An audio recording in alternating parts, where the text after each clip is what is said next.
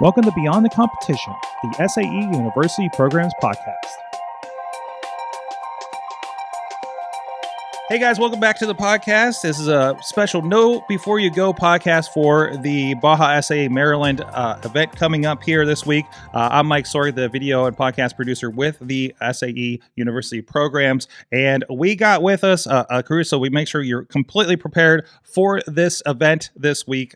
So, excited to go down to Maryland and check everything out. First of all, representing SAE, the SAE program manager for Baja is Damon. Andy, how you doing? I'm good. How are you? Excited for another week of Baja in Maryland. You sound incredibly excited. There's just so much that I have to do still before we get going that it's a long uphill climb to Thursday.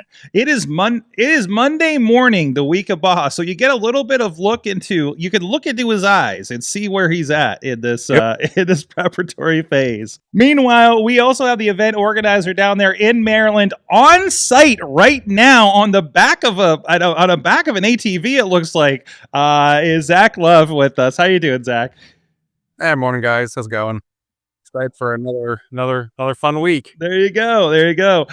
Zach, first, before we get into this, we're going to get a lot into the event and what you're doing with it down there and what we can expect. But what is your background? Why are you involved in Baja and like where do you come from in the industry? So I was on the UMBC team from 2018 to 21. So I attended the last race here in 2018. So it's kind of an interesting thing to go back and do it on the organizing side. So we're trying to get back in the rotation on that. Since then, I've been working at a company that makes small unmanned Navy boats, so a little bit of industry experience too, but going out and digging into dirt and doing race car things is the fun side. Glad to have you back. Glad to see you involved in this. I probably filmed your team back in 2018 in the highlight reel, so probably have footage of you in there somewhere if I went back and looked. Anyway, so let's get into it. Damon, where we started with, everybody's getting their first thing on, this week. What should they be concerned with? Yeah, sure. So from my end, we have a couple things. We just want to give you the reminders to make sure you're ready to go when you get on site on Thursday. First thing, and probably the most important thing for the SAE side, is making sure you have that fast track roster printed out. And not only printed out, but filled out properly. Have all the correct signatures on it. And bring it to our registration tent for students, and we'll get you your wristbands in your bag, and you'll be on our way. So that's kind of like the big thing for us at SAE, is to making sure that you have that registration ready to go. So make sure you have that printed out. And a couple questions that I've gotten just this week so far or late last week. If you need to add someone to your fast track roster, or you didn't get your fast track roster in on time and it locked, you can print out a blank one. Just make sure you have all the information that's needed written in, and you have all the signatures when you show up to that registration table, because you won't get your wristbands unless it's all there, filled out and signed. So make sure you have all of that. Moving on to tech. The techs wanted me to remind everyone to make sure that you have the most recent tech sheet printed. Again, have all your signatures, have all your checks on there. Make sure you have your proper weld samples so you can get through tech effectively. We got a big Baja this week coming up. I think we have 101 teams that are going to be on site. So that is the better prepared you are at the beginning of tech, is more opportunity for you to get into tech and get started with tech. So make sure you have all that stuff that you can take care of now before you get on site and get too deep into tech. And then just some general rules, Baja rules. Make sure you are treating everyone, with respect. Judges, techs, design judges, anyone that you come into contact with, they're all volunteering this week. See, my brain's not here, Sorg. My brain's marbles right now, but make sure that we're treating everyone with respect. If you have any questions, comments, concerns about the event or the site or anything, please come to me. Do not go to the organizers. Do not go to any of them. I can figure out most problems and who you need to talk to about them, but don't just go up to a tech and start asking questions because they're busy trying to tech all the cars that are coming through. Come find me. And I also note the video crew also knows very little actual information a lot of times. So we get a lot of questions, and they were just like, for sure, just ask somebody else important. Find me. You'll. I'm not a small guy, so you'll definitely be able to find me. All right, some things we can't have on site. And if you have these things, it's immediate expulsion, alcohol, marijuana, firearms, any sort of weapon. We find them, your team will be expelled or kicked out immediately. Also, no open-toed shoes. Students, I don't think that's a problem for you, but definitely for spectators. If you have spectators in your paddocks or you see them walking around with open-toed shoes, just ask them or send them to me, and I'll ask them to put some closed-toe shoes on. We have the same site as 2018. We need to make sure we're keeping that site clean and we're respectful to the site. We want to make sure we come back to this site the next rotation for Maryland. And then when we're on site and in the paddocks and going around, it's a pretty big site, but we need to make sure that we're not using any personal transportation, besides the Baja car and your feet. No motorcycles, quads, bikes, scooters, skateboards, rollerblades, even though that'd be hard to do rollerblades at Buds. So if you could do rollerblades, I guess I'd probably let you try, because not a lot of flat, hard surfaces that you could be able to rollerblade on. Every spectator, every person coming on site needs to sign the waiver and get the wristband. So if you have spectators that come to your paddocks that want to see your team, we welcome them. We want them to be here, but they just need to make sure they sign in. And we're actually going to put a tent for spectators very close to the parking, so it should be easy for everyone to get signed in and get that wristband. If you have people within your paddock that are not signed in and don't have that wristband, please send them to the spectator sign in. Just make sure we're keeping everyone safe on site. And then all the rules that apply to students apply to spectators too. So, no alcohol, no weapons, no open toe shoes. Make sure we're having all those things. Getting into kind of the nitty gritty of the week, the weather, looking at this week, it looks like Thursday and Friday are going to be nice, hot, sunny. Going to get some Maryland weather. Probably going to be a little humid, Zach, I'd imagine.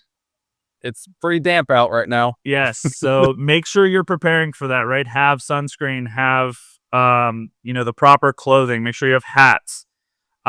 We don't want to have a lot of dehydration, so make sure you're drinking lots of water. Organizers did a great job of making sure there's water on site for teams, but when it's that hot, and we learned in Arizona that there can never, you always need more water, so make sure you're bringing extra water as well, so you can make sure that you and your team are hydrated. Don't want to have anyone getting dehydrated on site.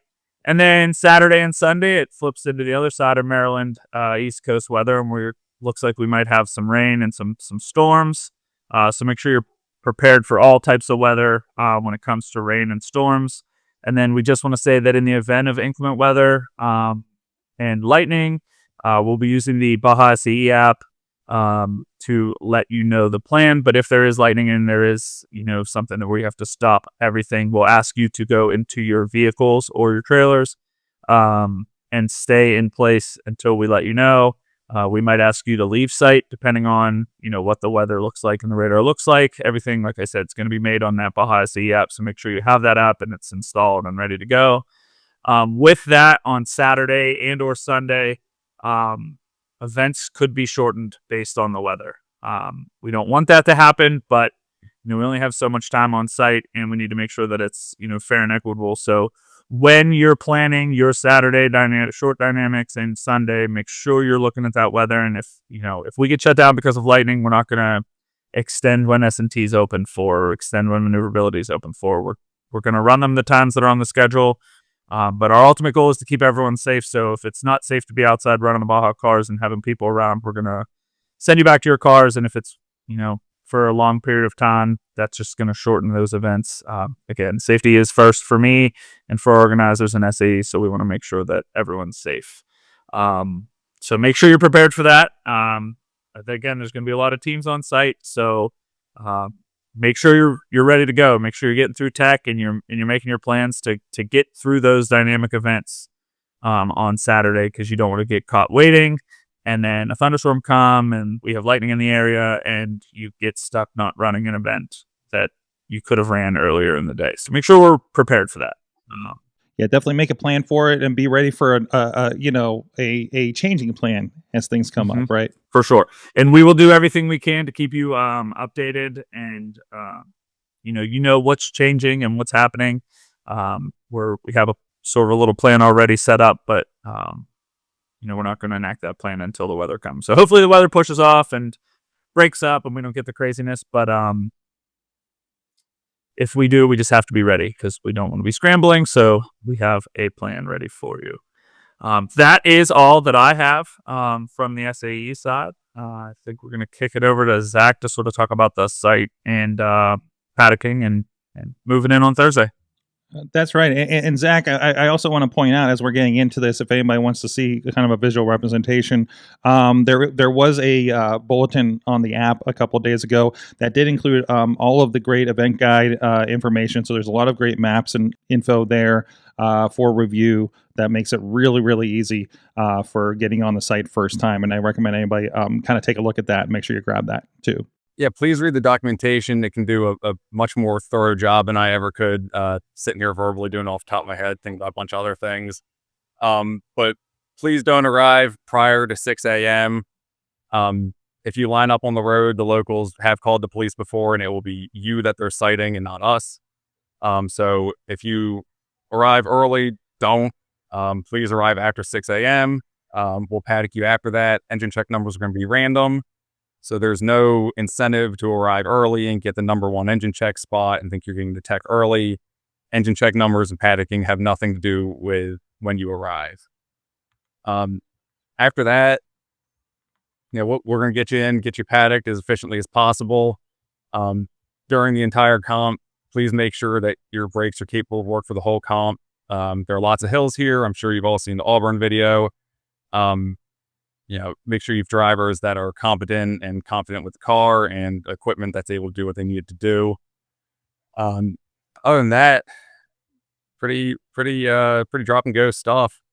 Just look forward to seeing everyone and getting some fun dynamic events going. Excellent. Can you give us a little bit of preview of what we can expect from the dynamics and the endurance? Sure. Yeah. I mean, there's, it's a well-established track, if you got Google Earth, you can see, it's motocross track and circle track. So a lot of that's going to be in place. So a lot of hills, a lot of grippy dirt, maybe some deep ruts going up. So it's pretty high speed going downhill, it's pretty low speed going up. So pretty decent test of the car's abilities. Looking forward to S&T. We got some interesting things that will hopefully be fun to drive through, and looking to keep some of those in for endurance as an option route for drivers, choosing either the quicker, tougher on the car option or the slower, easier on the car option at your team's discretion. Excellent. It does seem like if I recall, it was a very open track. There's a lot of space on there. It's a lot of fun. If you want, you can look up the Baja Maryland 2018 video to give probably a little bit of preview, because probably a lot similar to what we're going to be doing here, looking at this map and everything. Yeah, it should be similar, pretty wide, lots of room for passing. Other great thing is lots of great room for spectating. Since it is a professional world-class motocross track, there are established spectating areas where you can see 85% of the track. Please don't wander outside those areas just for your safety and ours. But spectating should be pretty good at this track. Yep. And we're heavily signing the track too to know where you can and can't be. So yes, please obey the signs. But yes, listen and read the signs and say, if you have to ask yourself the question, should I be in this location? The answer is probably no.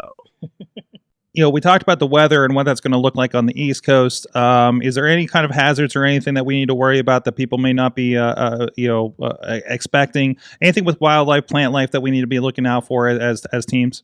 No, it's nothing crazy here. I mean, just use your best judgment. We don't have man-eating spiders or anything like that. If you see wildlife, don't pick it up, and if you get bit by something, go get it checked out. That's a lot better in the desert. Yes. So, again, and I think if I recall, the site is a little bit out, kind of out in the cut. So, can you tell us a little bit about, obviously things may have changed since last time we were there. What is there for access for things like food, supplies, things like that? Are those relatively nearby? They're going to be a little bit of drive. Like, what should people be planning for on that side? Yeah, so the local area of the track's in, it's not very developed. It's a lot of, kind of rural residential, but, 20, 25, 30 minutes away, Leonardtown, Dahlgren, or La Plata, there's your usual assortment of, Walmarts, AutoZone, all your usual fast food places, things like that. The only thing that's somewhat close to the track, there's gas station that sells gas at $35 a gallon or whatever it is, and on convenience store. But 25-minute drive to civilization. And Zach, just to kind of double down and reiterate, right? The paddocking and the engine check process is based on historical things that have happened around the track in the days leading up to that Thursday paddocking, right? You said the locals have and will call on teams riding on roads and sitting on roads. So that's sort of the reason we're really trying to do this, is to keep you out of the law's way and making sure that the community welcomes us back. Yep, that's 100% true. Meals, we did pre-order meals. There possibly could be meals sold on site. It really depends on who shows up and who doesn't. We're hoping that all 101 teams that are left on the reg list show up. But we know there are teams, different reasons teams.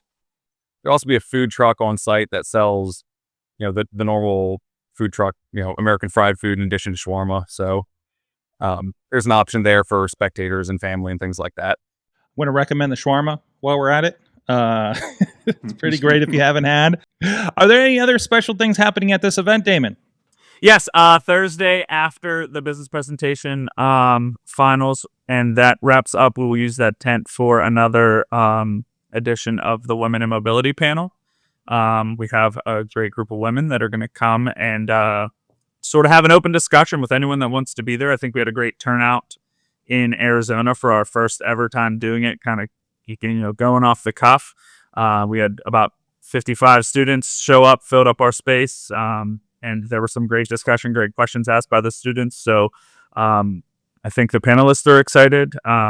Maryland was very quick and easy to find a group of panelists once we kind of put it out there. Some people on our organizing team locally, they said they wanted to be involved.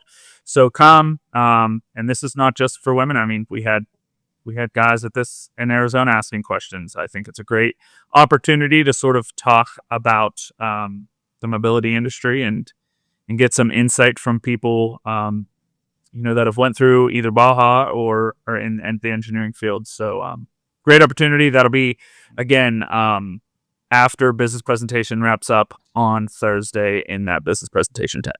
Yeah, we've been seeing these panels again at Baja in Arizona, and we've seen them at Formula in the past as well. And I think it's a very cool thing to be getting that kind of insight and having our opportunity to have a great group of professionals in the industry to have those discussions. So yeah, for sure. Zach, you got any final words sending us out here? Any tips or anything while we for the students before they see you here this week? Nothing special. Just hope everyone gets here on time, gets here safe, has a lot of fun, keeps all four wheels on the dirt. Excellent. What about you, Damon? Yeah, just looking forward to having a great, safe event. I know my Maryland organizers put in a lot of hard work, and they're alumni, so they know what it takes to be on the team side, and now they know what it takes to put on an event. So I'm super excited to see the cross of that, right? Because they're recent, and they get to put that more recent being in a Baja car into building a Baja out. So super excited to see what we do, and we look forward to seeing everyone this week in Maryland. Excellent. Thank you so much. Thank you, Zach, for joining us, Damon. And again, we'll see you guys this week for that. Keep an eye out on the YouTube for the award ceremony on Sunday that we're streaming live from this event. And make sure you do download the Baja SAE app on your smartphone, available in both the Android and the iPhone stores. It's going to be vital to know what's going on, everything from what the weather situation to if there's no line of tech or any other updates and opportunities that may be coming up. If there's free t-shirts or food opportunities, things like that. It's going to make your weekend smoother. Communication is key, and SAE does a great job about communicating with the students through that app on your phones. So please download that and check that out. And if you haven't yet, please make sure you subscribe to the SAE University Programs YouTube and Beyond the Competition podcast feed, so you do get updates like this and other great interviews that we're having. We are talking to a rocket scientist this month's release here in the third or fourth week of the month here in June. So, and we got a lot of great conversations about a lot of things across SAE, across the competitions, that a lot of behind the scenes, and plus you get special updates like this in your podcast and YouTube feed. So please follow that. Thank you guys, everybody. We'll see you guys out there. Until then, stay safe out there. Thank you for listening to Beyond the Competition, the SAE University Programs Podcast. Show notes for this episode can be found at beyondthecompetition.fireside.fm. Remember to stay tuned for updates on your competition's news feed or app, and follow SAE_University Programs on TikTok and Instagram. Stay safe out there, and we'll see you next episode.